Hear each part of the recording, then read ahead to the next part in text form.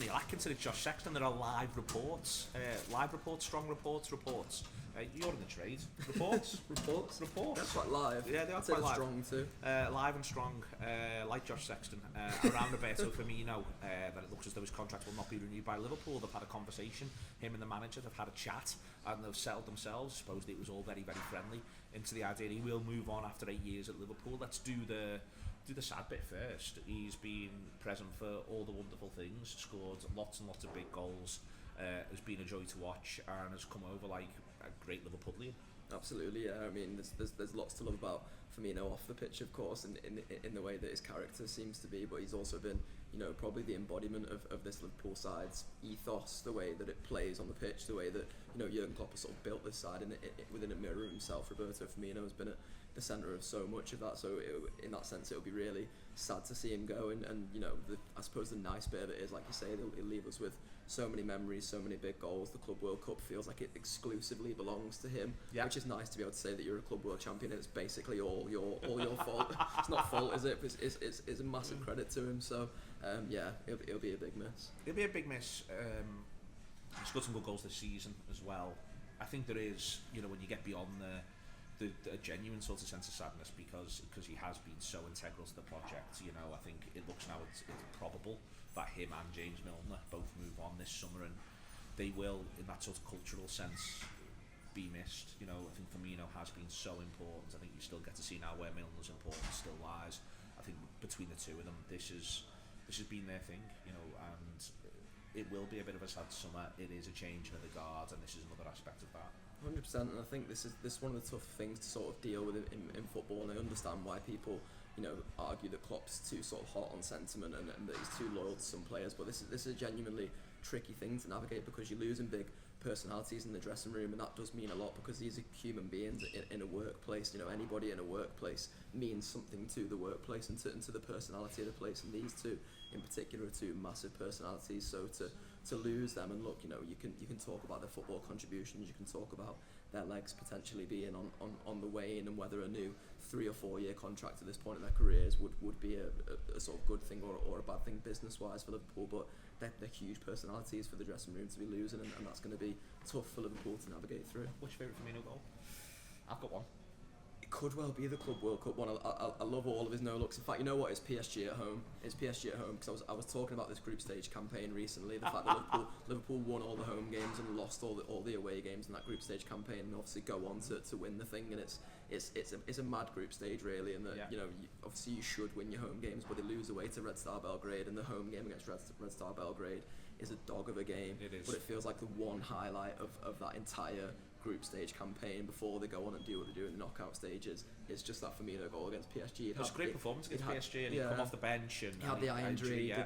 did the celebration. Yeah, that's up there for me. Oh no, I love that one. Mine is just the one that I sort of instinctively think of is Stoke.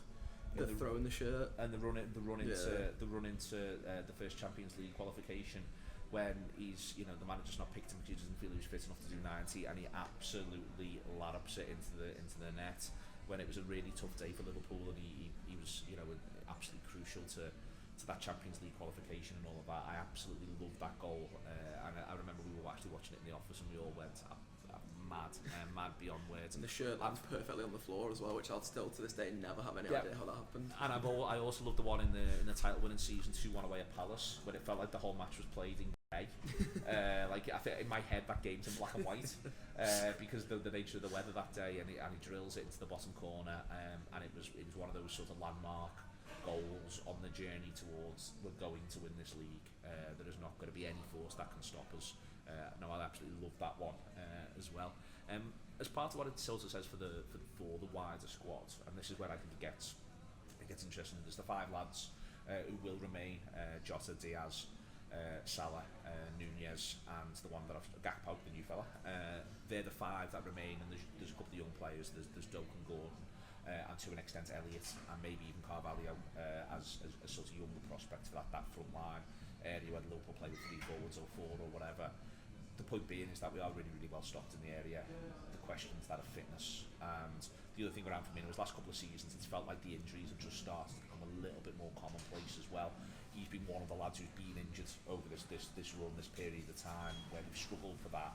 I think that's firstly another reason why it's okay for them to move on. But the flip side is Liverpool got to have confidence that those who are remaining are going to be able to be fit on a regular basis. 100%, and Klopp will, as I said before, you know, he'll want some of them to mirror the attributes that he brings as a manager onto the football pitch too, and that's why I think Liverpool will be reassured by Cody Gakpo's recent form, in particular the way that he's sort of almost taken up that Firmino mantle in a way in terms of, you know, his pressing, the way he's playing off the ball in particular. I think Diogo Jota is obviously, you know, I think Pep Lindner's referred to him as a pressing monster in the past. He's got all those key attributes that Roberto Firmino brought, plus the important goals that Firmino scored as well. And then the other lads all bring something sort of new and different and exciting, which is good too. So Liverpool will be well stocked in those areas. It's just, as you say, about keeping them fit. More on this to come on Tour Live later on today. Really looking forward to doing that one. We'll be looking back at Wolves for one last time in that one too. There was a great review on Wolves, 45 minutes of it, hosted by the wonderful Dan Morgan. That is available as well for you as an audio subscriber. Pre-match warm-up before Manchester United is out. Josh has done team talk on video today. We're all so busy, we're all getting through so much, and it's me just sat on couches talking to Josh and looking at the calendar. My God, what are we doing with ourselves? Loads and loads of stuff in the run-up to the game against Manchester United. Everything that you need looking ahead to the game against Manchester United. It's a massive game. It's always a massive game, but it's a massive opportunity as well for Liverpool. This is what being on the march maybe, just maybe, feels like. Get on the march with the Anfield Wrap, support the Anfield Wrap, subscribe to the Anfield Wrap. We'll see you soon.